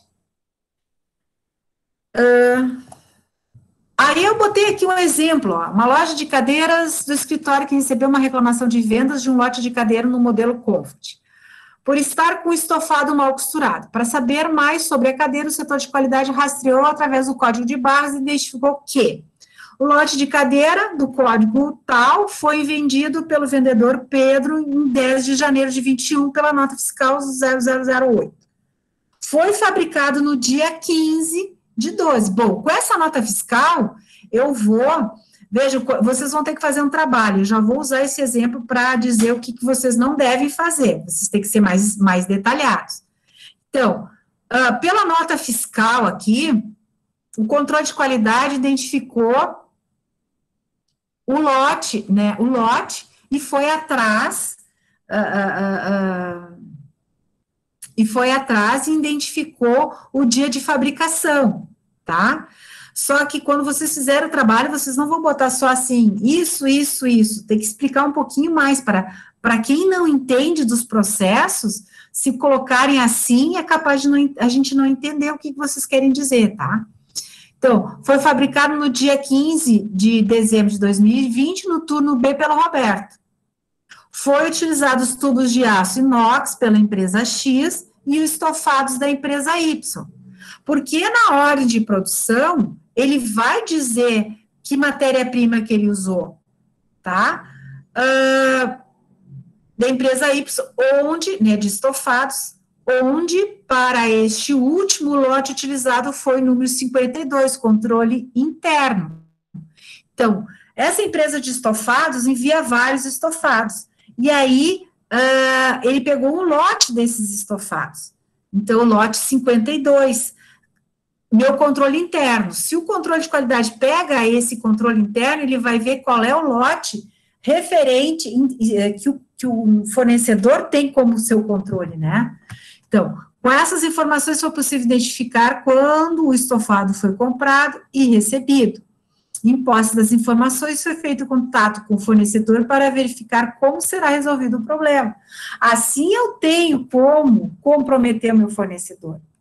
Mas se eu não tenho como rastrear, eu vou chamar ele, sim, mas quem sabe isso aqui já está há 2, 3 anos, eu dou garantia só por 6 meses.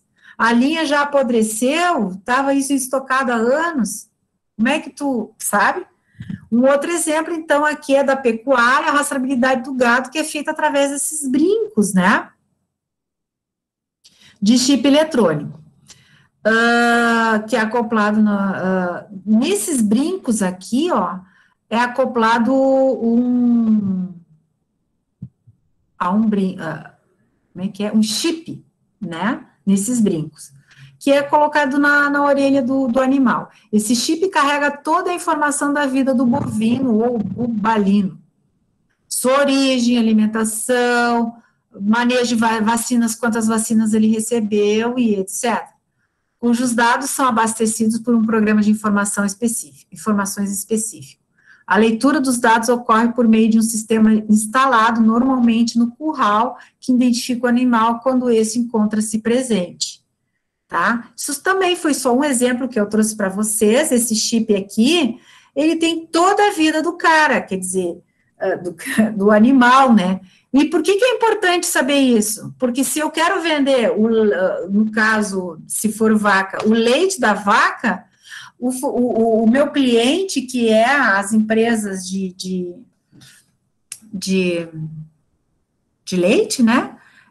Ou de queijo, enfim, elas vão querer saber toda a história do animal. Então, quando vão vender lá o leite, só foi da vaca XYZ. Porque se eles identificaram alguma coisa assim, eles vão dizer assim, olha aqui, ó, aqui a tua vaca XYZ, alguma delas está com problema, porque o leite, no caso, eles juntaram num tambo de leite, tá? Estamos rejeitando todo o teu leite, toda a tua partida de leite em função disso. Se é um gado de corte, da mesma maneira.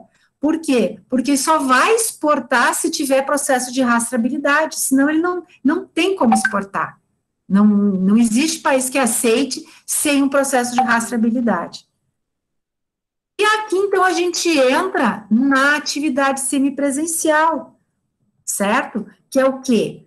Vocês vão em grupos de, no máximo, 4, pode ser 2, pode ser 3, pode ser 1, procurar uma empresa, que pode ser uma que vocês estão trabalhando, né, e vão fazer o processo de rastreabilidade. Então, o que eu quero aqui que conste do trabalho? Porque lá no documento da semipresencial está mais detalhados os itens que não seja só do trabalho. Vale 07, vai ser apresentado no dia da AP1, né, tem que ser apresentado em data show, mas vocês têm que postar o trabalho no formato científico. E o que eu quero? Introdução no desenvolvimento, nome da empresa, qual o ramo, se é indústria, comércio, se é serviço, qual é a localização, qual é a cidade, é aqui em Carazinho, Não Me Toque, é o quê? Qual o produto, serviço que ela oferece? Ela pode oferecer mais de um. Olha, ela oferece embutidos de porco, de não sei mais o quê, e mais linguiça, mais salsicha e não sei o quê. Tudo isso ela fabrica. Beleza. Prof, fala. Uma dúvida. Uma empresa de transporte, ela vai oferecer no caso, armazenagem e transporte, frete, se enquadra em um serviço ou dois? É dois, né? Não, é um serviço só, porque o cliente leva o produto lá e você vai fazer a redistribuição, né? Porque, só que para você fazer, porque senão você teria que ir lá buscar lá no cliente. Mas tem muitos clientes que, por não ter espaço ou não ser a época de aplicação de algum determinado produto, seja ele defensivo ou não, deixa o produto armazenado para receber só na época de safra. Então, aí eu acho que se enquadraria em dois, né? Aí sim, aí em estoque. Só que é um estoque permanente, né? Porque você não vai movimentar aquilo. Ou ele diz assim, agora tu me traz 2 galões, 200 galões, tem lá 500, né? No outro mês me traz mais 1.000 galões. Ele faz isso? Não, é feita uma nota só de retorno em cima da nota de venda uma vez só. Tá, então é de depósito de uma vez só, né? Ele deposita lá e quando ele retirar, vai retirar tudo. Ele não vai, senão tu ia vender a varejo, né? Entregar a varejo. Tá, mas então se enquadraria dois serviços, transporte e armazenagem? Eu acho que não. Eu não saberia, assim, te dizer, porque ele não chega a ser armazenagem, Robson, porque a armazenagem é bem isso que eu te disse, se depois fosse pegar aos pouquinhos, né? Mas, na verdade, vamos supor, chegou, vou inventar, tá? Chegou da Suzano um agrotóxico e a Suzano diz o seguinte, empresa X, eu tenho aqui 200 toneladas de agrotóxico que você tem que pegar para entregar para os clientes A, B e C, tá? Aí você vai lá com o teu caminhão, busca, põe no teu CD, e agora você vai direto entregar para o A, B, C, D, o A, B, C, né? Só que o C não quer. Aí você leva para o teu CD e espera o teu cliente querer que tu entregue, é isso? Porque, na verdade, era Suzano. Exatamente, isso não configura armazenagem? Configura armazenagem, sim. Mas aí, então, seria dois serviços? Seria porque dois serviços. Porque além de eu guardar esse produto para ele, eu vou transportar depois para ele. E tu cobra 2 vezes isso? Cobra pela armazenagem e pela entrega? Não, é feita uma consolidação assim que chega na filial. O frete vai ser só um. Então, não é 2. Tu não cobrou pelo depósito. Tu cobrou só pelo transporte. Pode ter cobrado a mais, mas tu não caracterizou, porque daí a tua instituição também pode ser que ia afetar na característica da função dela, né? E aí mas dentro do conhecimento de transporte já está embutido o valor do tempo armazenado da mercadoria. Sim, está embutido, não está explícito. Não está explícito. No conhecimento de transporte vai estar só explícito valor de frete, imposto em cima do transporte. Sim. Bom, aí... mas tu quer fazer sobre isso, Robson? Sim, prof. Não, então pode fazer 2 serviços, o serviço de armazenagem e o serviço de entrega. Mesmo assim, tu tem que fazer o rastreamento, né? Não, claro, o rastreamento é o principal. Não, eu digo assim, ó, só porque no trabalho diz assim, ó, se a empresa tem mais de um produto ou serviço, basta mostrar um exemplo. É isso que eu queria, por isso que eu te interroguei, porque eu fiquei na dúvida Não, se caso, eu citaria, por exemplo, a armazenagem no trabalho. É isso que eu quis dizer. Claro que o foco principal da organização é o transporte, é o serviço logístico, mas ocorre a armazenagem também. Então é isso que eu fiquei na dúvida. Cito armazenagem no trabalho ou não? Cito só a atividade principal? eu acho que cita a armazenagem, porque faz parte da história do produto, tu entende? Tu não pegou lá da Suzano e foi direto para o cliente. Ele vem, ele entra, ele recebe um código interno e fica lá na prateleira. Depois ele sai, né? E esse rastreamento, vamos supor, chegou lá no cliente, não, mas veio com menos. Vocês andaram pegando lá no armazenamento. Tu tem que rastrear. Onde é que ele ficou? Em que prateleira? Né? Quem é que manuseou aquele produto? Foi só no dia da chegada? Não, nós tiramos daqui, botamos para cá, depois daqui nós botamos para lá. Isso tudo tem que ser rastreado, entendeu? Porque pode ali haver uma danificação, né? Um dano, uma avaria. Uma avaria. Então, posso citar, sim, a armazenagem? Pode citar a armazenagem. Então, tá, perfeito. E dentro desse processo também, que a senhora citou ali, existe a movimentação também, né? Que é trazer esse produto e tal até o CD. Mas a movimentação é um processo de menor importância.